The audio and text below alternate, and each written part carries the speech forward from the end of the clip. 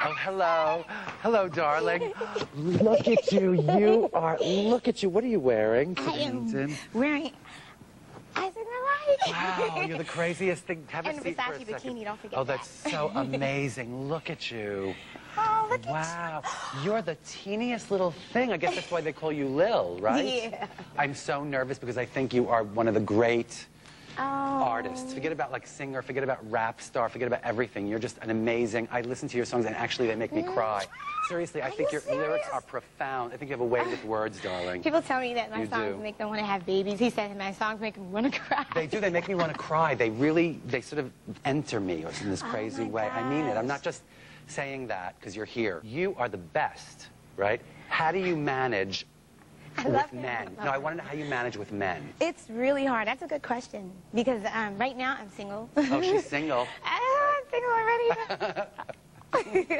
But no, I don't have. It's hard because you know you need someone who understands exactly what you're going through and is willing to be that support system no matter what. Like they need to kind of be in the back and just supportive, you know what I mean? Or what about just smart enough for you? Because you're so, that's what I mean. It's like when I listen to your music, it makes me cry, as I said. And when I listen to like, I don't know, men rap stars or something, it makes me angry and upset. And I think it's like, it's not as smart as you. You know what I mean? Well, I try to talk about everyday situations and you can relate to it. I can relate to it. So. Yes, we could because we have sex, that's why. Yeah. People have said that your lyrics are like very racy and sort of like, parental guidance is necessary, but I don't find them that way. I find them just true and honest. Are you serious? No, I'm serious. Talk to me about that because I love some of the sentiments of the sexuality. That it comes out in such a nice way. Yeah. That's what I mean about like, how do you manage in your world? You know what I mean? Like, how do you manage in your world being so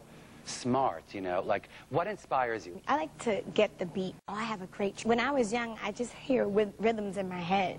Wow. So that would make me kind of like, want to say something that rhymes, like, like in bed, His love was trash. If sex was reconciled, you'd be double glass. Just something to talk about. That's a bad thing to say. That's a bad sex day. Right. Oh, but if you're having a good sex day, what would you say?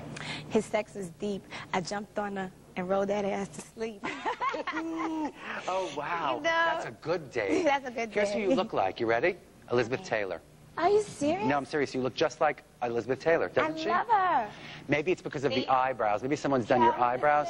Seriously. But you had like a nose job and you had like breast implants. Talk about that for a second because people do that and they don't want others to know. Well, I mean, to me in this business, anything goes. Yes. When you're playing with the pros.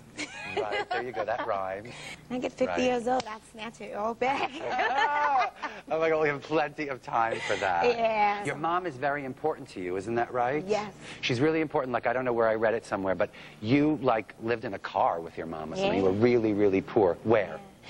Well, we've lived in Manhattan, we've lived in New Rochelle, Westchester, we've lived in Brooklyn, we've lived in, we've lived all over Queens. Like, what does that do to you to go from like this incredible poverty to this incredible stardom and wealth in a way? I mean, it never really once got to my head. I'm still Kimberly Jones. Right. That's my name. That's your real name, Kimberly Jones. I'm still Kimberly Jones. So.